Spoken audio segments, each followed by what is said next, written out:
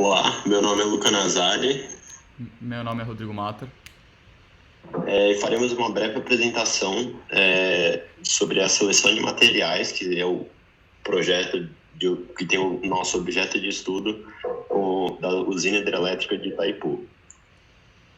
Uma breve introdução sobre o objetivo do projeto, que se refere ao aprendizado da metodologia da seleção de materiais. Como falado anteriormente, estudaremos a usina de Itaipu, mais especificamente as hélices da turbina. Primeiramente, uma breve revisão bibliográfica a respeito da turbina Francis.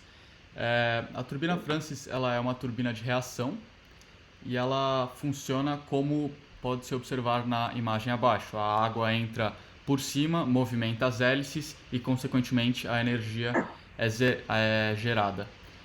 Essa turbina ela é muito utilizada para a produção de energia elétrica atualmente. Aliás, ela é a turbina d'água mais utilizada para isso. E ela possui algumas partes. A parte mais importante dela são as hélices, porque as hélices são o que ditam a eficiência da turbina como um todo. Um dos problemas enfrentados por essa turbina é que o material de que ela é feita é suscetível a uma corrosão que é denominada cavitação.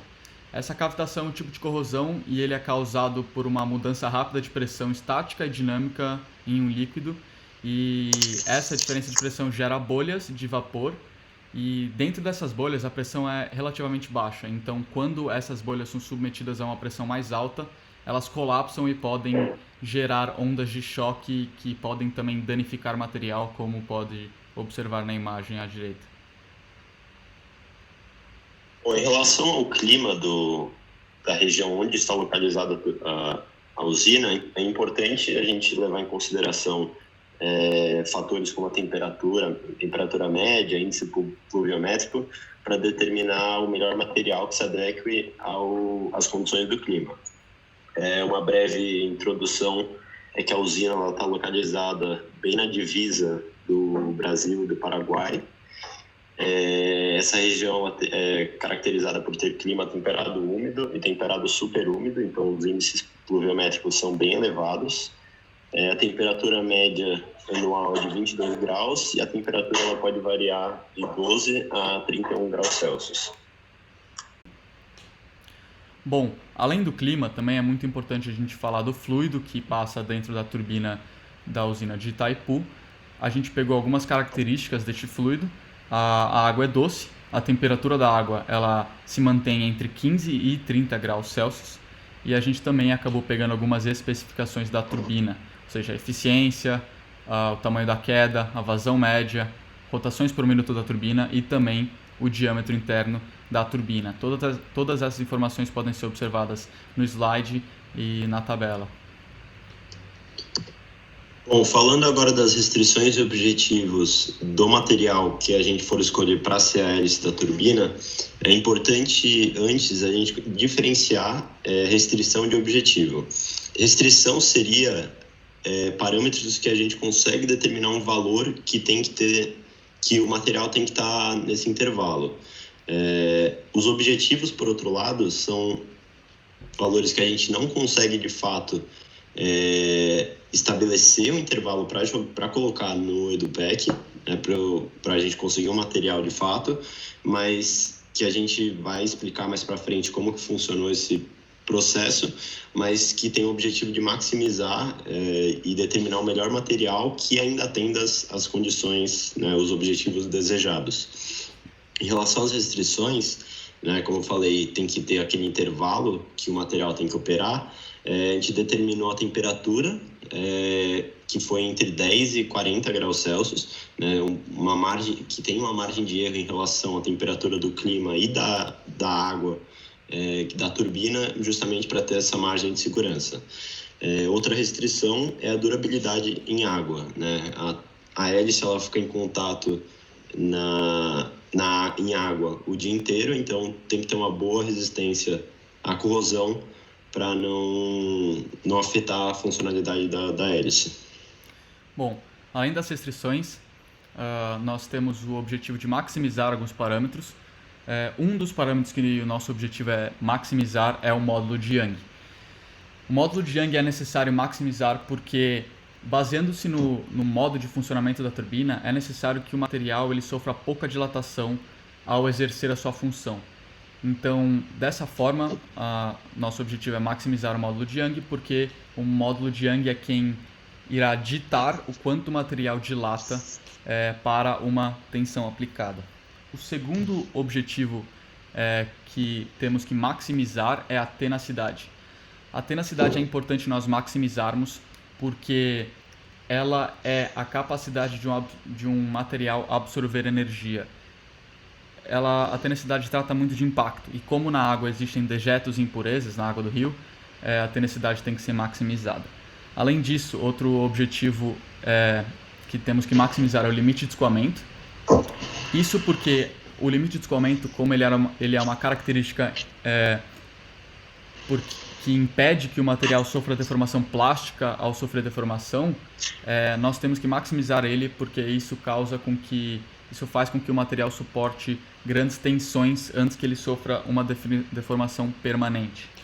Além disso, outro objetivo muito importante é a dureza. A dureza, nesse caso, ela é muito importante porque ele é um parâmetro que vai ditar o quanto o material vai suportar deformações plásticas localizadas. E isso também entra na parte de dejetos e impurezas presentes na água do rio, porque justamente esses dejetos e impurezas vão cair a uma altura de 120 metros.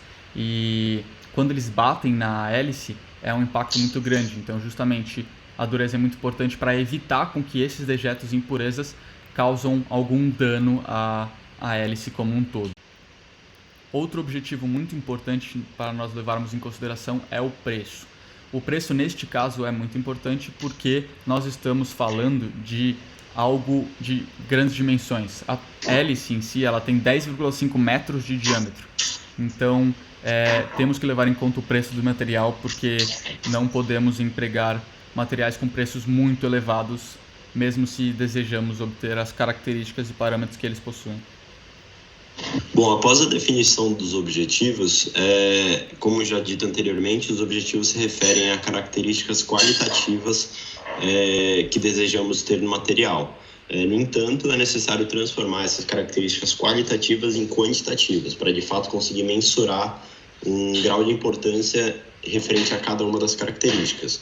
Para tanto, produzimos um sistema de pesos para cada uma dos objetivos definidos, sendo o módulo de Young o maior peso, que no caso tem peso 5, né? Dureza 4, preço 1, tenacidade 2 e limite de escoamento 3.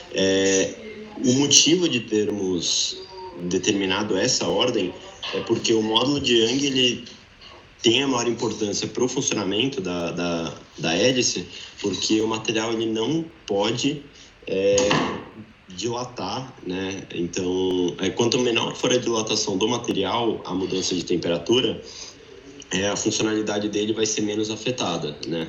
Então, o módulo de Young alto, a deformação será menor.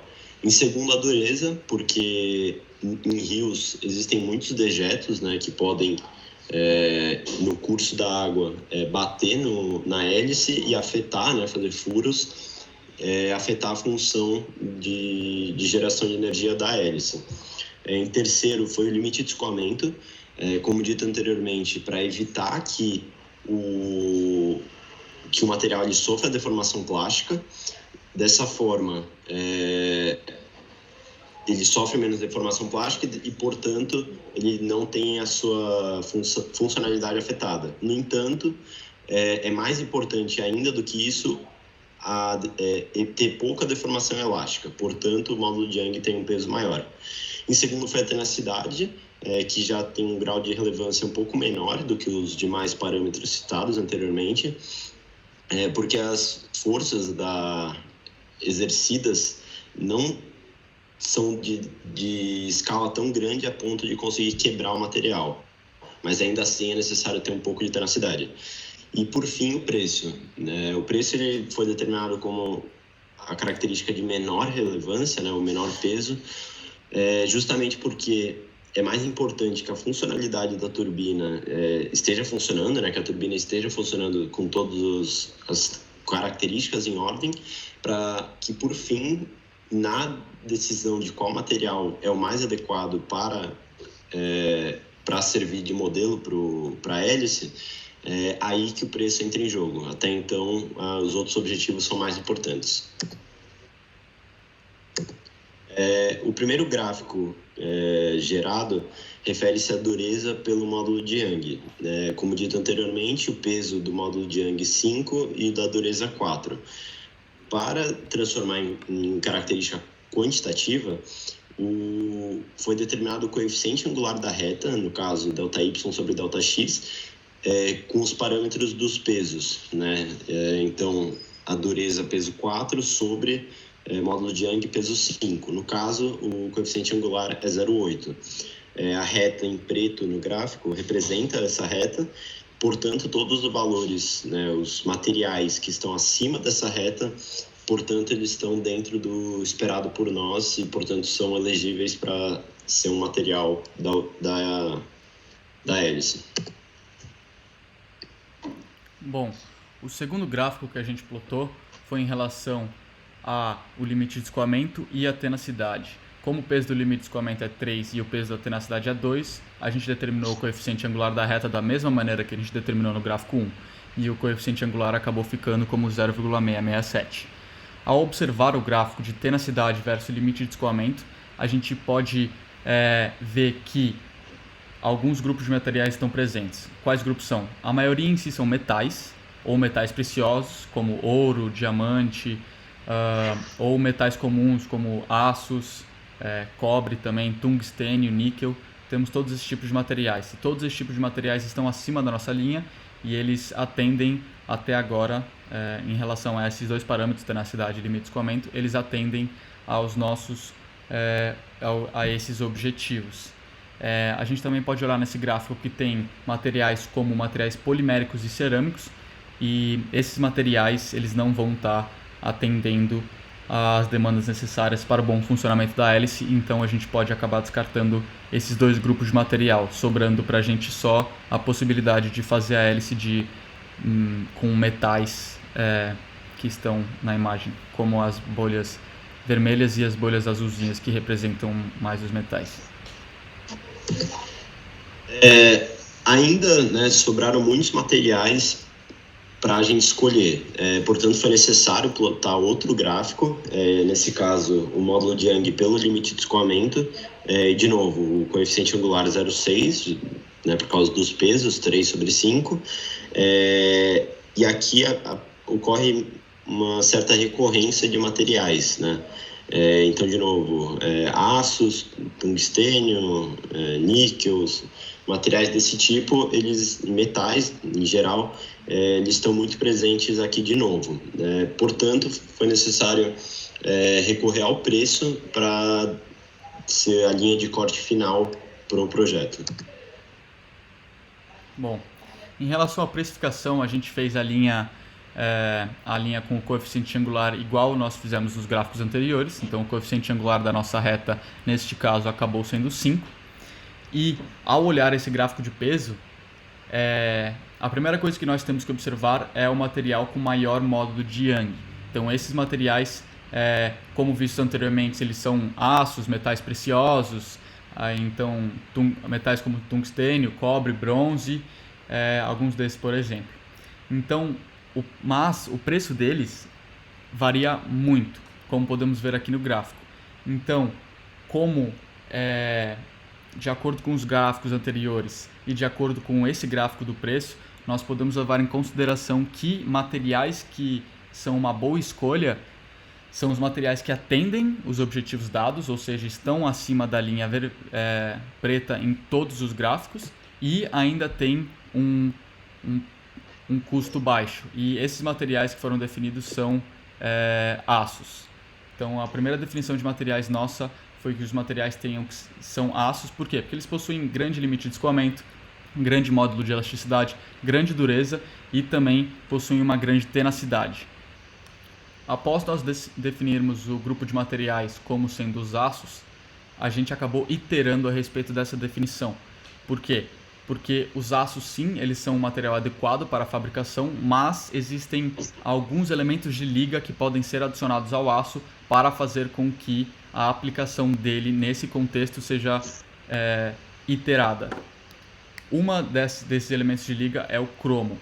O cromo, ele é um elemento que pode ser adicionado ao aço e que vai fazer com que o aço aumente a sua resistência mecânica e também aumente a sua resistência à corrosão. E esses dois parâmetros que são melhorados com a adição do cromo são muito requisitados no funcionamento da hélice. Então, com isso, nós decidimos que os aços a serem determinados são aços inoxidáveis com grande porcentagem de cromo entre 12% e 18% aproximadamente. Com isso, nós fomos até o software CES EduPack, lemos a descrição a respeito da maioria dos aços inoxidáveis com grande porcentagem de cromo e também lemos a respeito da sua aplicação. Como pode-se observar nesse slide, a definição dos dois materiais corretos são o aço inoxidável AISE 201 e o aço inoxidável AM355. Quando olhamos na ficha técnica dos dois materiais, podemos observar que a aplicação típica dos dois materiais condiz com a aplicação que está inserida no nosso contexto, condiz com a aplicação da hélice da turbina. E também os dois possuem uma porcentagem de cromo dentro do limite estipulado na definição de materiais anterior. Bom, por fim, é interessante mencionar possíveis opções, né, materiais que também atendem aos parâmetros requisitados, só que não são os que têm a maximização de todos os objetivos encontrados. Bom, aços com alta proporção de carbono, de 13% a 18%, como citado anteriormente, né, existe uma grande variedade de aços nesse intervalo, e esses aços também se encaixariam. E, por fim, metais preciosos, ouro, platina, tungstênio e cobre. Uma das maiores razões para eles não terem sido escolhidos é justamente o preço. O preço deles, em geral, é muito mais caro do que o do aço que foi escolhido por nós. Portanto, apesar deles, em alguns parâmetros, até superarem o aço, não foi julgado que eles, de fato, vão trazer um benefício tão maior a ponto de justificar o preço tão mais elevado. Por fim, aqui seguem as referências bibliográficas. E obrigado. Muito obrigado.